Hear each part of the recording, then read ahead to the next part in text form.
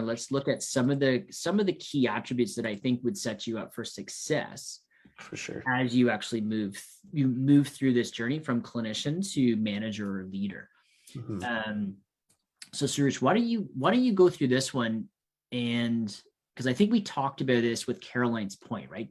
Clear expectations of the role, very clear performance metrics. Like, what are we measuring? What are actions that we're going to put in place, and how are we tracking that they're working? But you and I had a great conversation around sort of value-driven mindset. Can you kind of share with people what it is that you really look for from that leadership perspective? Totally. One thing again, like, and this is for, this is also for anybody who's also a clinician right now looking to, be recognized or to get that call to step up, right?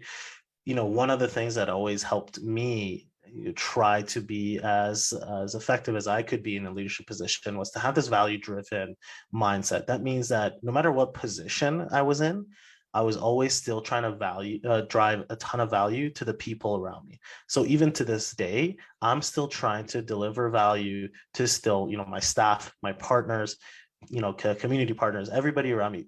That's the type of mindset I think that's really helped me grow and grow quickly. And I think this is something that I know for sure can help a lot of people out. And I think that's one of the things that doesn't actually happen as often as I would like it to. And I think a lot of people kind of expect to move into a role because, well, they've been there for 10 years or they're 10 years out clinically or whatever, right? Those aren't reasons to be promoted to a leadership position.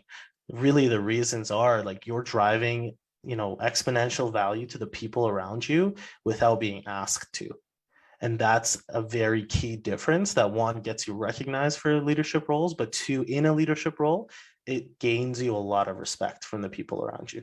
And so that's when, you start to actually truly embody that leadership because people, they respect you a lot, but they understand that you can get stuff done.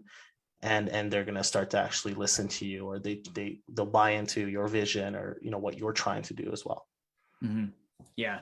And I think it's great. I think, oftentimes we sometimes get clouded a little bit, and obviously the slide's really meant to create clarity, right? Just around, remuneration sometimes before value. And oftentimes one of the things that I would say in the past, I probably wasn't as forthcoming at times with those conversations around remuneration, but at the same point in time, really focusing on driving value into an organization or into a business is really what got me to another level of my growth journey, right? So I think it's, could I better balance it out? I think I could have, but I think I always led similar to you as value was my leading, was kind of my North Star at the time, right?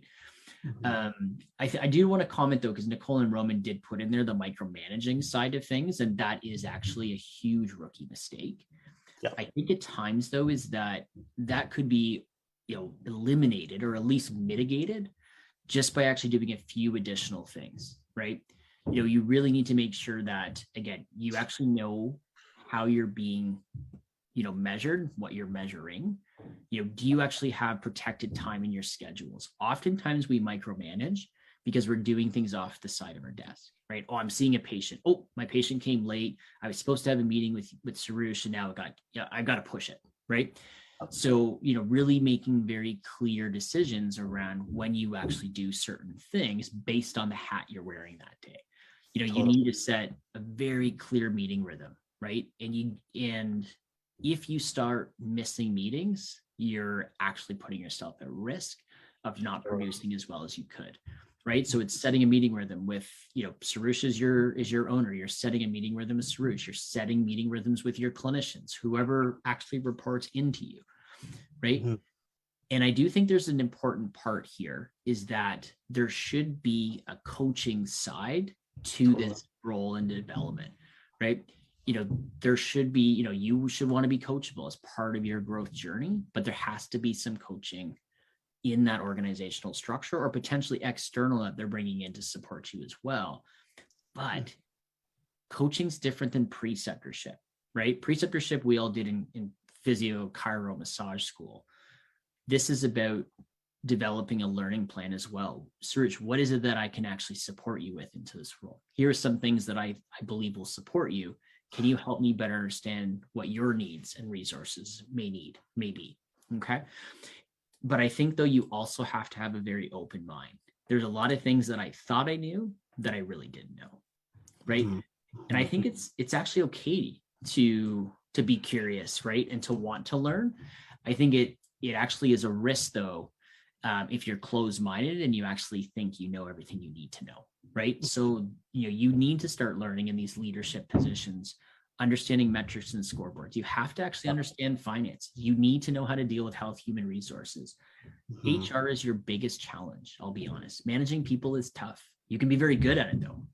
You have to understand marketing, right? Depending on what your role is, what your quarterly goals could be. And I would say the one thing that I think we've all learned through the pandemic is having some resources in your sort of neck of the woods and crisis management is so critical.